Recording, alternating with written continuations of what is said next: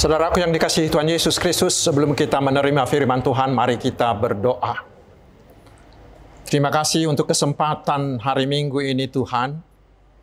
Kami sangat rindu mendengarkan suara-Mu.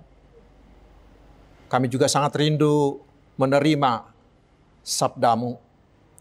Karena itu berfirmanlah Tuhan, kami anak-anak-Mu telah siap untuk mendengarkan, dan bentuklah hati kami menjadi tanah yang subur, agar firman-Mu bertumbuh dan berbuah dalam hidup kami. Damai sejahtera Allah yang melampaui segala akal, kiranya mengawal hati saudara-saudara sekalian di dalam Kristus Yesus Tuhan kita. Amin. Selamat hari Minggu saudaraku. Saya yakin kita semua dalam keadaan sehat dan tetap semangat.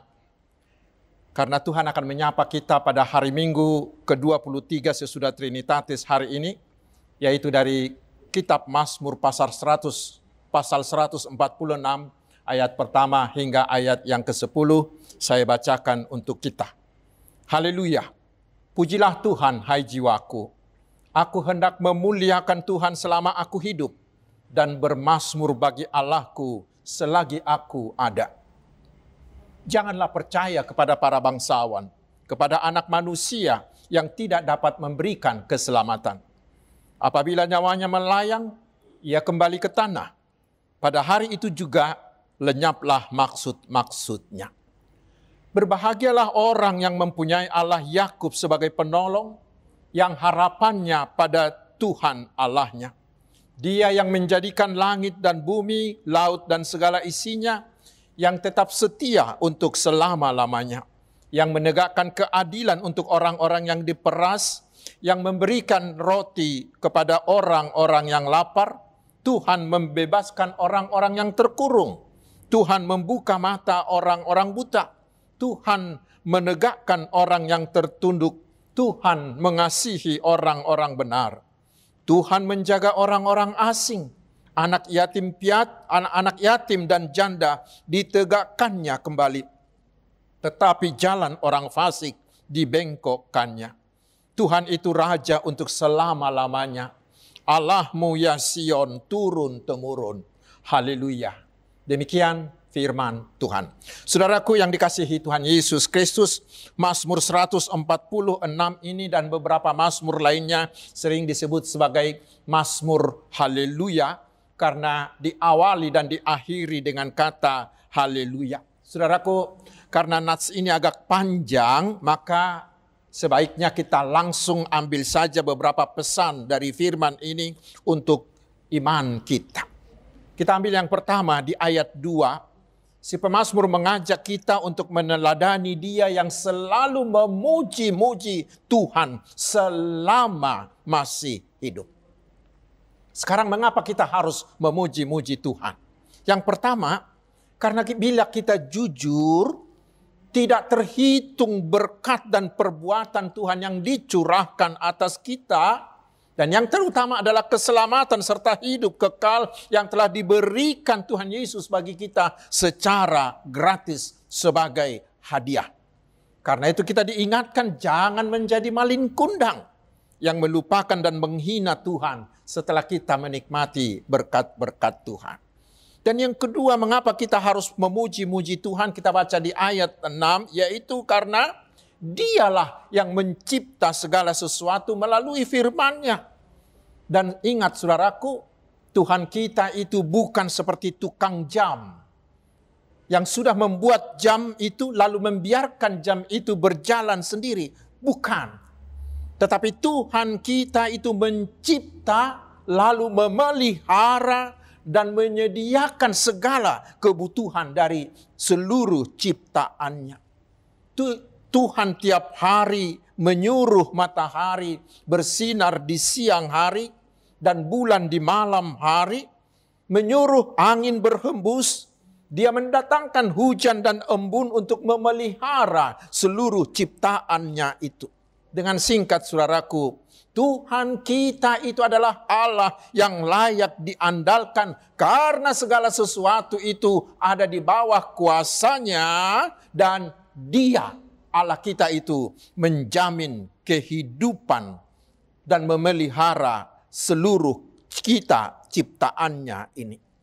Karena itulah melalui nats ini kita diingatkan, jangan pernah khawatir. Tidak ada alasan bagi kita sedikit pun untuk mengkhawatirkan hidup kita. Karena rasa khawatir itu, saudaraku, sangat-sangat berbahaya. Itu yang dikatakan seorang dokter, Dr. Charles Mayo, mengatakan, banyak orang yang meninggal bukan karena terlampau capek bekerja, tetapi karena terlampau khawatir.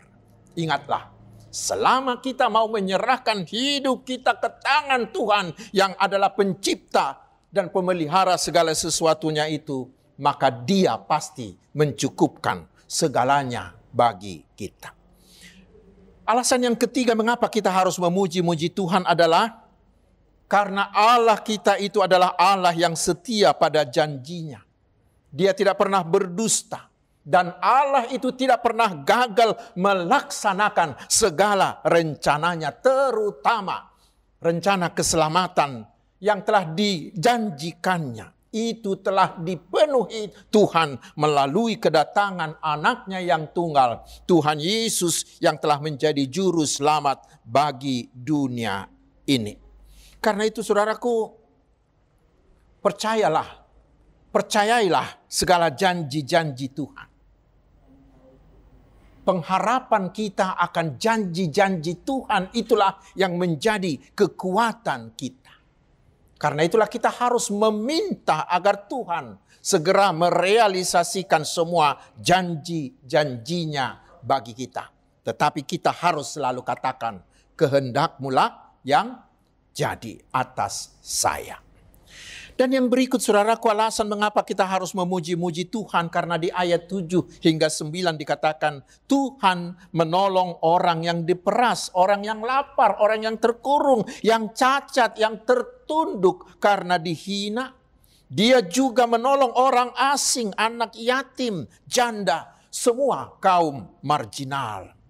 Terutama kita memuji Tuhan karena Tuhan sangat mengasihi orang-orang benar, tetapi akan menghukum orang-orang fasik.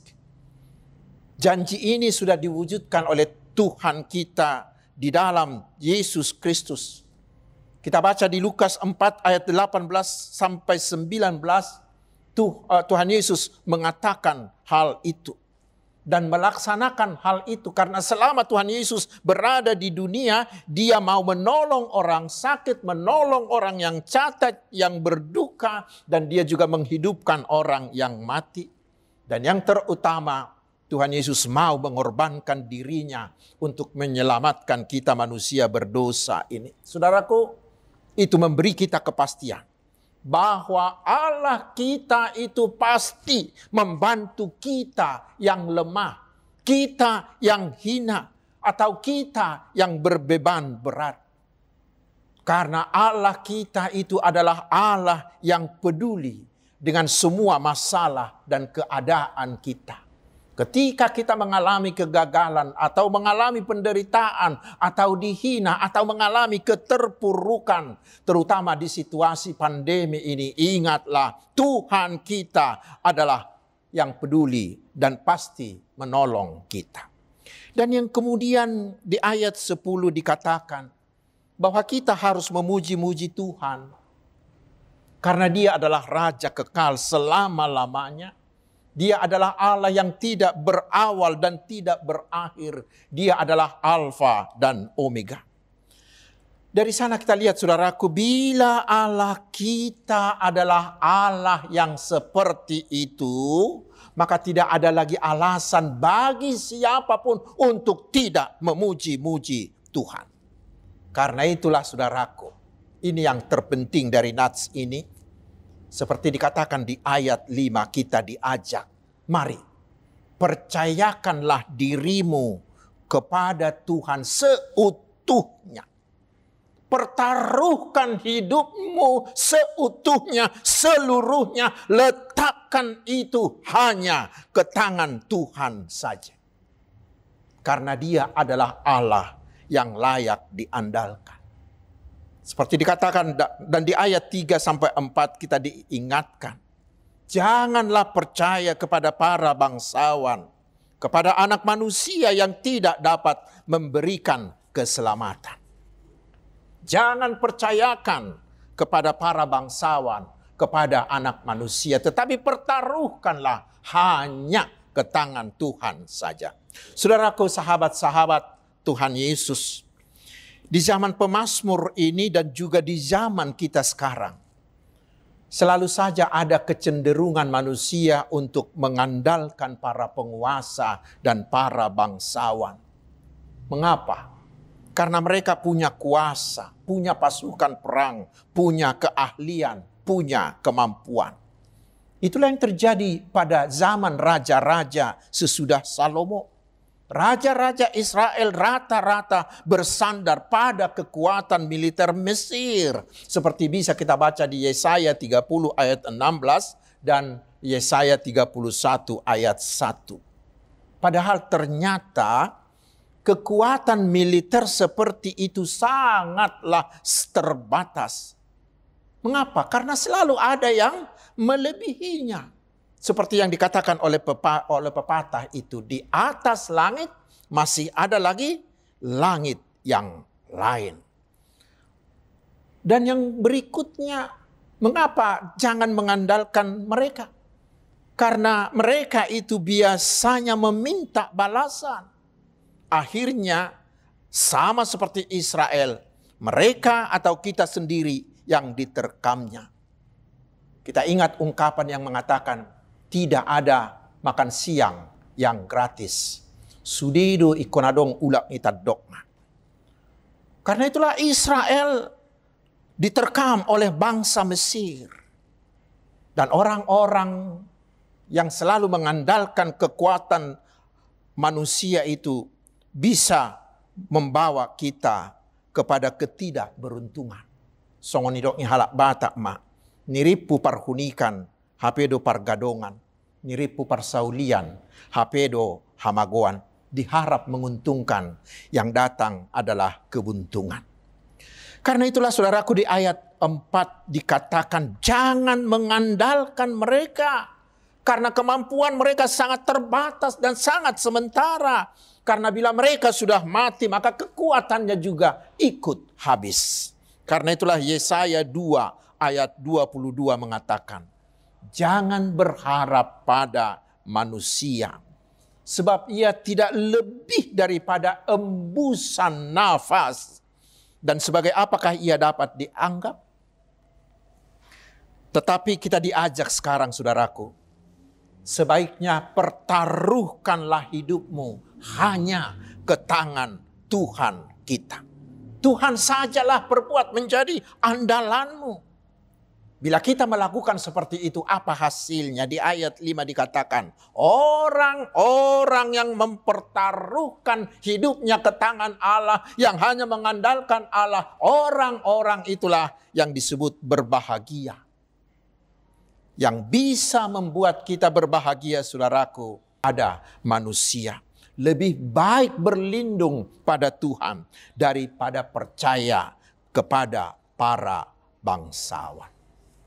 Saudara-saudaraku yang diberkati oleh Tuhan Yesus, pertanyaan berikutnya adalah, mengapa kita manusia sering lebih cenderung atau lebih suka bersandar pada manusia ketimbang kepada Tuhan? Mengapa kita lebih suka berlindung kepada manusia ketimbang kepada Tuhan? Alasan yang pertama adalah karena manusia ingin yang instan, yang super cepat. Padahal kita tahu hidup ini penuh dengan masalah, bukan? Dan masalah itu bisa berganti-ganti begitu cepat seperti keadaan kita sekarang. Dan karena itulah manusia menginginkan penyelesaian yang super cepat. Sementara bantuan atau jawaban Allah sering kita rasakan itu terlampau lambat, terlampau lama. Karena itulah manusia menjadi bersandar pada manusia, sesamanya manusia. Atau ada alasan yang lain, yaitu karena banyak orang merasa bahwa tanpa Tuhan mereka sudah bisa menyelesaikan segala masalah hidupnya. Karena mereka sudah memiliki teknologi yang super canggih buatan mereka sendiri. Manusia lebih mengandalkan jaringan pertemanan, lebih mengandalkan kemampuan mereka ketimbang mengandalkan Tuhan. Bahkan ada ungkapan yang mengatakan sekarang bahwa untuk memasuki sekolah yang lebih tinggi dan yang terbaik, untuk mencari pekerjaan agar ingin naik jabatan, orang katakan yang diperlukan sekarang adalah 3D, yaitu deking, duit, dan dukun. Kesitulah orang sekarang banyak meletakkan hidupnya. Saudaraku yang terkasih, terutama sekarang kita hidup di zaman yang berteknologi super canggih dengan internet, dengan virtual, dengan robotisasi ini. Di satu pihak, semuanya itu kita terima sebagai berkat dari Tuhan. Karena sangat membantu kita untuk menjalankan kehidupan ini. Tetapi di lain pihak, saudaraku, semua teknologi yang super canggih itu bisa meningkatkan keinginan manusia untuk meninggalkan Tuhan. Semua kesuperan dari teknologi manusia sekarang itu dapat membuat orang mengatakan bahwa Allah kita itu adalah masa lalu saja. Allah yang hanya dapat mencipta tetapi tidak dapat lagi mengendalikannya. Sehingga orang-orang seperti ini akan mengatakan Allah kita itu Allah yang sudah pensiun. Dan inilah permulaan dari ateisme. Mereka merasa bahwa teknologi manusia sudah bisa menggantikan posisi dan tugas Allah. Mesin pencari Mbah Google sekarang dianggap orang sudah sama dengan Allah. Karena apapun yang mau kita cari di dunia ini dapat kita cari di dalam Google itu.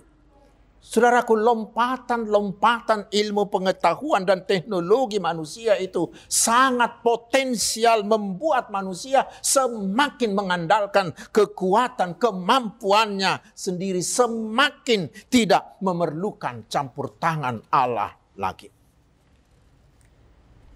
Untunglah masih lebih banyak orang Kristen yang benar-benar hanya mengandalkan Tuhan. Lebih banyak orang-orang Kristen yang untuk lulus ke sekolah yang lebih tinggi dan lebih baik, untuk mencari pekerjaan, untuk mengejar karir, untuk naik jabatan, atau di bisnis agar mendapatkan proyek, masih lebih banyak yang mengandalkan Tuhan. Mereka ini mengatakan, saya hanya mengandalkan Tuhan untuk mengatur segala hidupku. Untuk mengatur segala-galanya bagiku. Mengapa? Karena Tuhan lebih tahu apa yang terbaik untuk hidupku ini. Itulah harapan kita, saudaraku, ke depan.